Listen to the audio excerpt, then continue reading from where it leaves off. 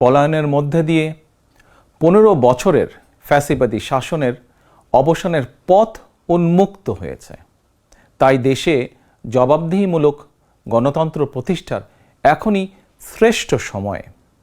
লাঞ্ছিত, বঞ্চিত, অধিকারহারা মানুষ একটি স্বাধীন, নিরাপদ এবং মর্যাদাকর জীবনের প্রত্যাশায় উন্মুখ হয়ে রয়েছেন।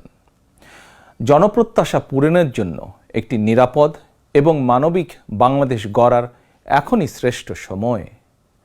ফ্যাসিবাদী শাসনের অবসান ঘটিয়ে দেশের গণতন্ত্র, মানবাধিকার, ভোটের অধিকার প্রতিষ্ঠার জন্য গত 15 বছর ধরে গণতান্ত্রিকামী মানুষ আন্দোলন সংগ্রাম অব্যাহত রেখেছিলেন। আন্দোলন করার সময়, আন্দোলনরত অবস্থায় এই সময় অসংখ্য মানুষ গুম হয়েছেন, অসংখ্য মানুষ হয়েছেন খুন, অপহৃত হয়েছেন বহু মানুষ, অনেকে চিরতরে হয়েছেন পঙ্গু। আন্দোলন সংগ্রামের ধারাবাহিকতায় শেষ পর্যন্ত ছাত্র জনতার ঐতিহাসিক গণ অভ্যুত্থানে গণহত্যাকারী হাসিনা দেশ ছেড়ে পালিয়ে যেতে বাধ্য হয়েছে।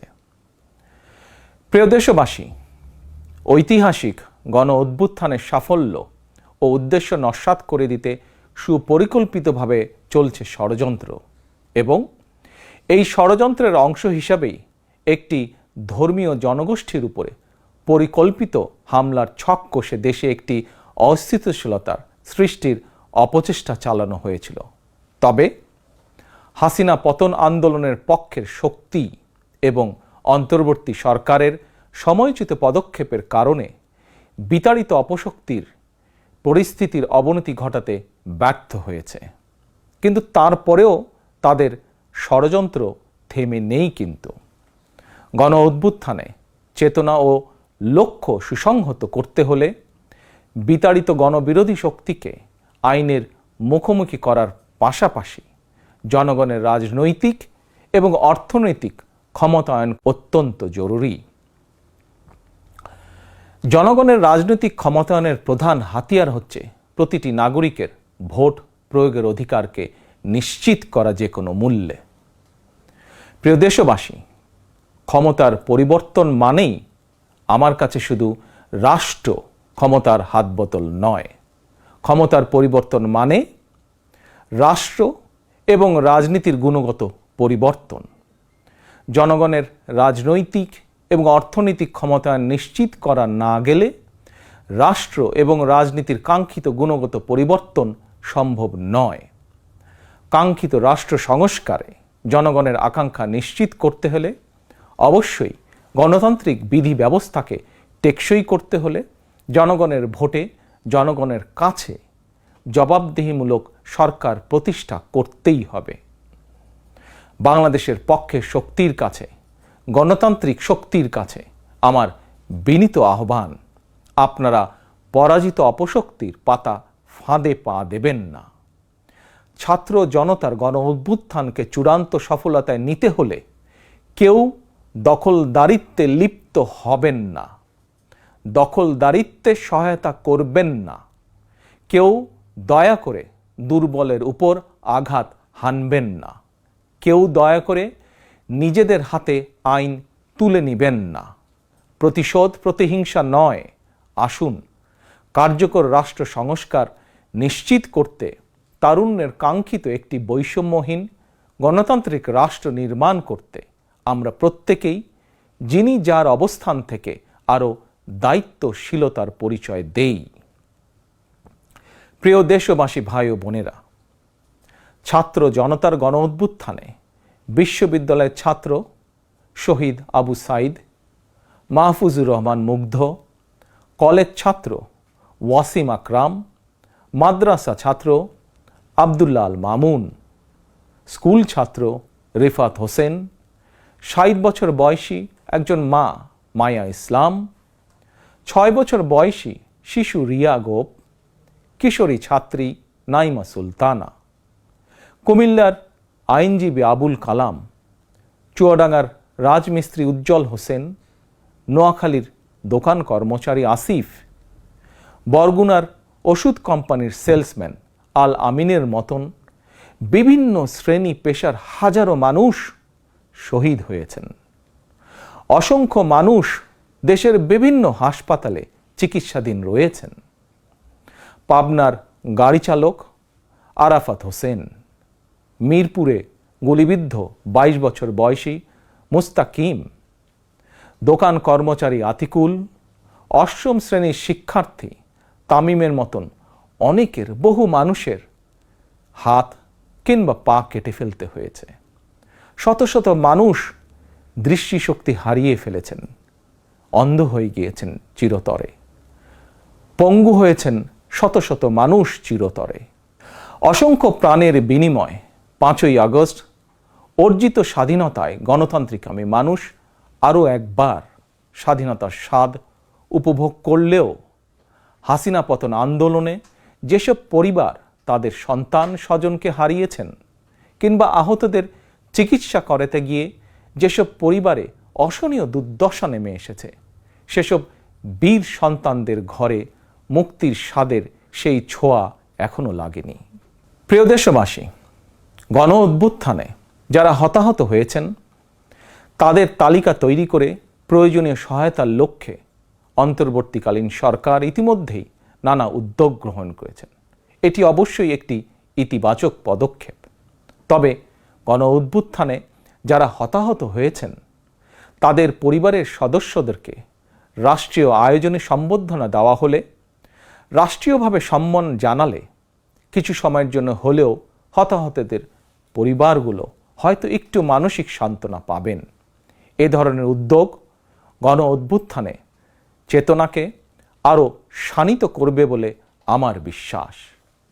একই সঙ্গে প্রতি বছর 5ই আগস্টকে রাষ্ট্রীয় উদ্যোগে জাতীয় জীবনে একটি বিশেষ দিবস হিসাবে পালন করার বিষয়টিও বিবেচনা করা দরকার বলে সমাজের বিভিন্ন শ্রেণী পেশার মানুষ বিশ্বাস করেন।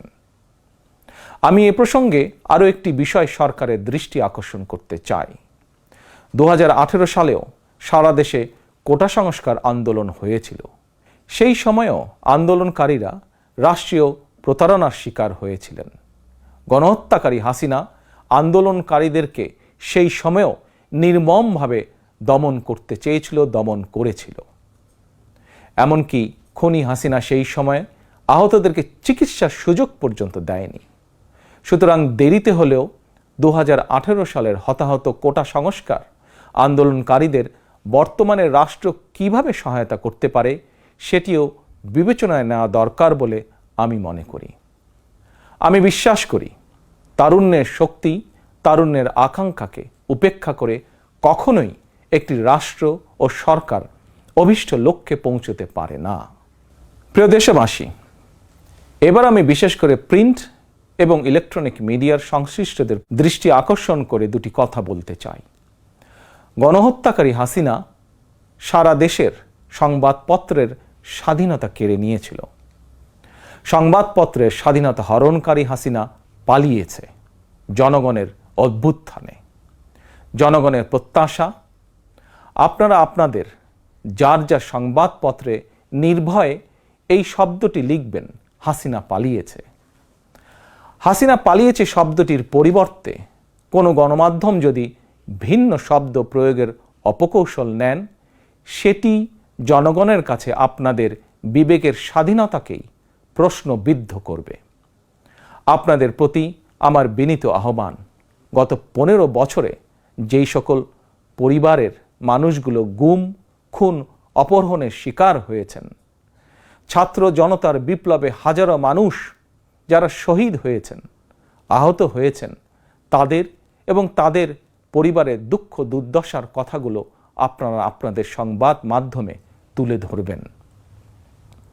সাগররুনি হত্যা মামলার তদন্ত এক যুগেও কেন শেষ হলো না, সেই প্রশ্ন আপনারা আপনাদের মাধ্যমে তুলে ধরবেন। জনগণ আপনাদের কাছ থেকে আয়নাঘর নিয়ে অনুসন্ধানী রিপোর্ট দেখতে চায়। হাসিনা দেশটাকে লুটেরার রাষ্ট্রে পরিণত করেছিল। জনগণ দুর্নীতির সেই সব চিত্র প্রতিদিন আপনাদের সংবাদপত্রে, গণমাধ্যমগুলোতে দেখতে চায়।